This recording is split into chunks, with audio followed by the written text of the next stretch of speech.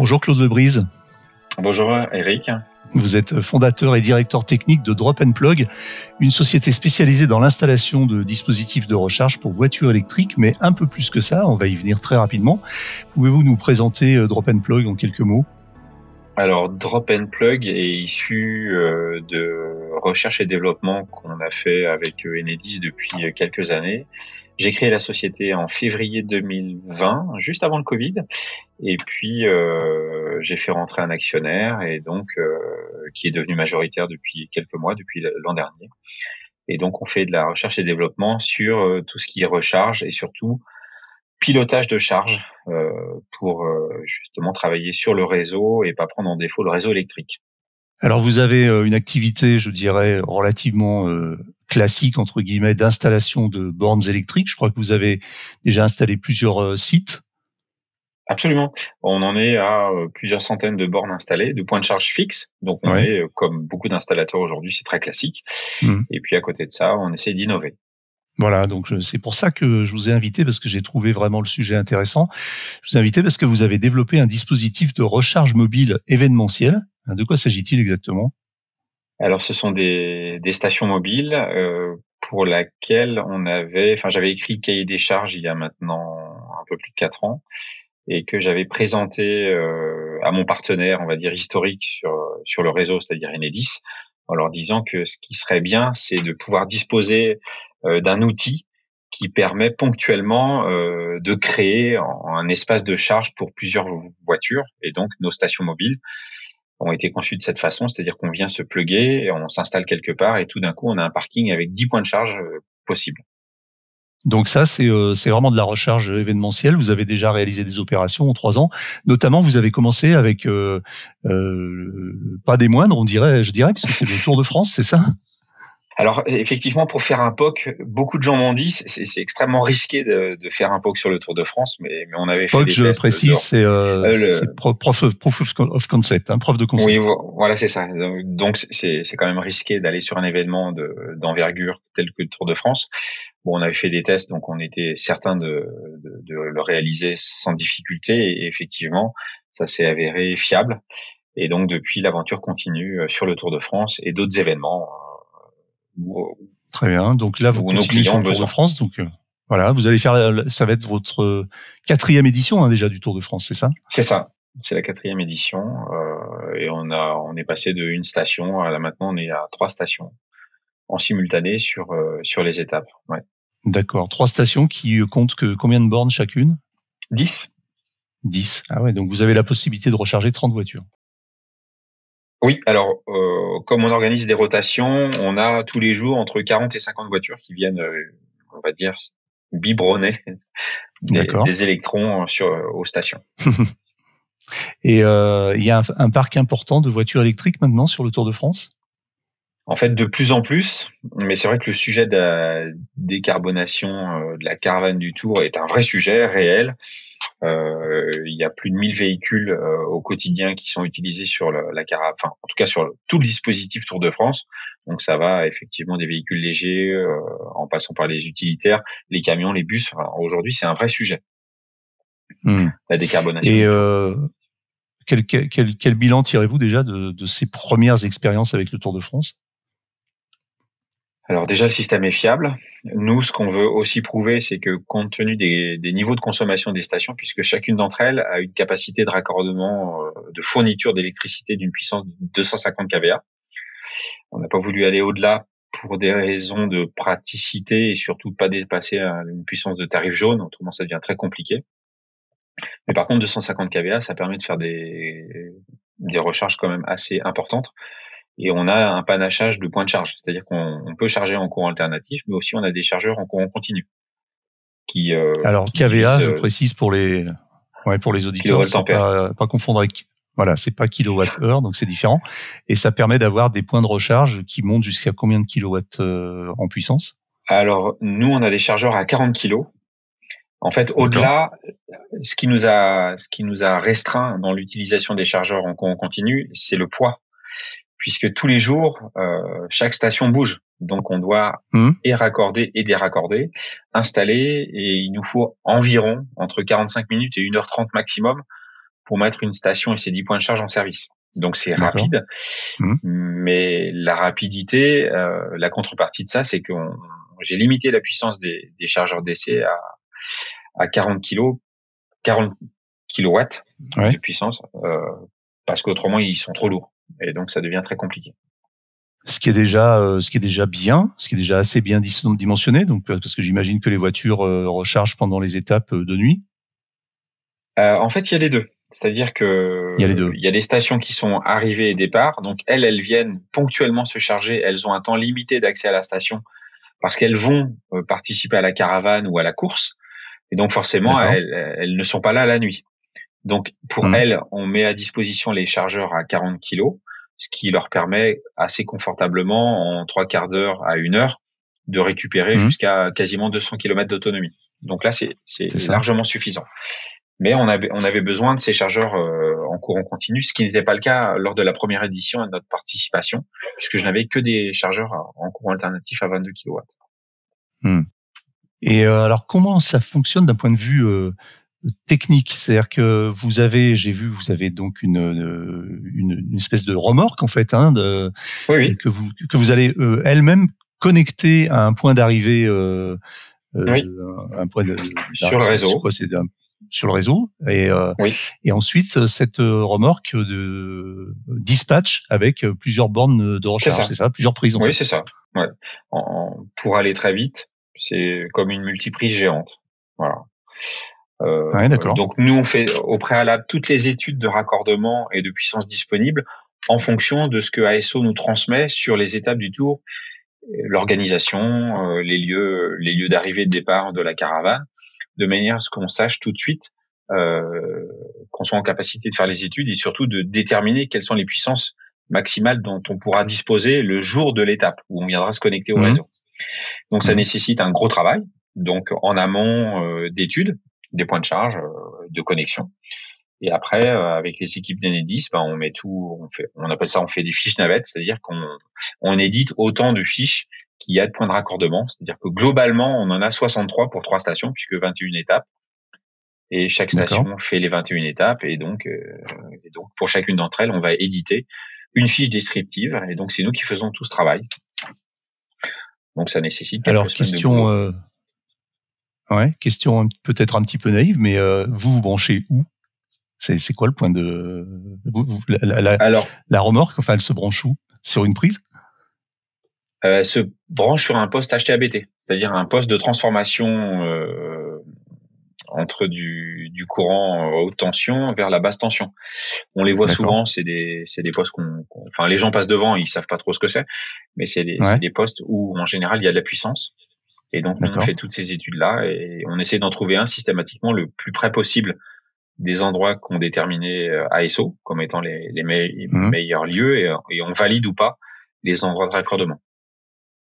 D'accord. Alors là, on a parlé du Tour de France, c'est un premier cas particulier, très intéressant, mais ce qui nous intéresse aujourd'hui, c'est le cinéma, puisque vous avez installé votre prestation et votre dispositif sur le tournage d'un film, tournage en cours d'ailleurs, qui n'est pas tout à fait terminé, du prochain film de Nicolas Vanier, qui s'appelle C'est le monde à l'envers. Et donc vous avez installé le même dispositif. Comment ça s'est produit et quel a été le contact avec le monde du cinéma? En fait, il s'est fait de manière indirecte puisque j'avais mis à disposition une station à la centrale nucléaire de Cattenom parce qu'ils avaient un événement sur l'électromobilité, et sur le site de la centrale, en fait, le délégué EDF qui était présent, Christophe Sébastien, avait déjà été contacté lui en tant qu'expert sur l'électromobilité par l'équipe de tournage. Et comme on se connaissait un peu, en fait, il a parlé de Drop and Plug et de la station mobile qui correspondait, en tout cas qui répondait aux besoins de l'équipe de tournage qui avait, sur la première période de tournage, une vingtaine de véhicules électriques à mettre à disposition, mais par contre, un seul point de charge en 22 kilos en courant alternatif. Donc, en gros, des gros problèmes à venir pour réussir à décarboner tous les trajets possibles de l'équipe de tournage. Donc on s'est rencontrés au mois de septembre et puis au fur et à mesure de la description de ce qu'on était capable de faire, ils ont dit OK, on va partir avec Drop and Plug pour nos voitures électriques. D'accord. Donc là, aujourd'hui, au maximum de capacité sur le tournage, ils avaient combien de voitures électriques? Alors, sur la première phase de tournage, en octobre-novembre, ils avaient 16 voitures. Et donc, ça a duré 2 semaines. Et sur la deuxième partie qui vient de se finir vendredi dernier, ça a duré 5 semaines. Et ils en avaient 30.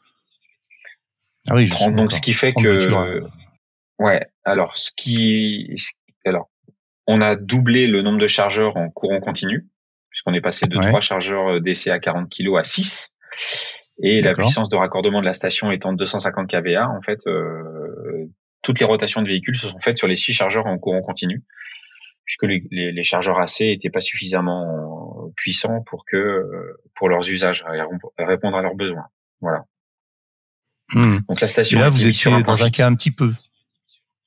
Ouais, c'est ça. Vous étiez dans un cas un petit peu différent de celui du Tour de France, puisque vous étiez mobile, mais sur un point fixe. Vous n'aviez pas cette problématique de nomadisme quotidien, en fait. Oui, c'est ça. Alors après, l'intérêt aussi, c'est que la station répond à des cas d'usage différents. Là, en l'occurrence, c'était l'absence totale de chargeurs d'essai dans un rayon de 40 km autour du lieu de tournage, enfin des plateaux de tournage. Ah oui, et comme la politique d'écomobilité de Nicolas Vanier était elle est synonyme d'engagement fort vers la décarbonation des plateaux de tournage. Donc, ils n'avaient pas d'autre choix en choisissant Vézelay que de se dire il faut absolument qu'on ait de manière temporaire un accès à des moyens de recharge suffisamment puissants pour qu'on ne soit pas embêté avec nos 30 voitures. Oui, c'est ça, parce que je sais pas comment ils auraient fait si on tournage n'avait pas été était réalisé. Oui, tout à fait. Cette partie du tournage était réalisée vraiment dans un endroit assez perdu, dans le Morvan, hein, c'est ça? C'est ça, Vézelay. Donc un des 2 grands départs de Saint-Jacques-de-Compostelle. Donc, mais en tout cas, en termes de raccordement et de réseau de bornes électriques, il y a absolument rien. Mais par contre, il y a du réseau. D'accord. Ouais, très bien. Et du coup, oui, parce qu'en fait, il faut préciser que ce prochain film de Nicolas Vanier, donc en fin de tournage actuellement, au moment où on parle, a été réalisé selon un engagement, comme vous le disiez, et des normes très strictes en matière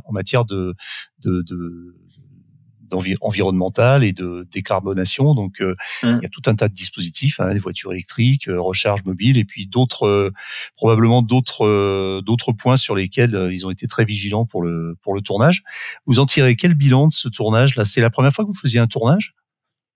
En fait, oui, j'ai découvert un univers, donc avec le milieu du tournage, et on se dit que c'est pas l'unique tournage en extérieur, et donc probablement il y a un potentiel aujourd'hui sur pas le caractère obligatoire de la mobilité décarbonée sur les lieux de tournage, mais en tout cas ça laisse apercevoir qu'il y a quand même des gisements en termes de décarbonation des équipes de tournage, des acteurs, de la partie régie, qui nous laisse penser qu'il y a quand même quelque chose à faire.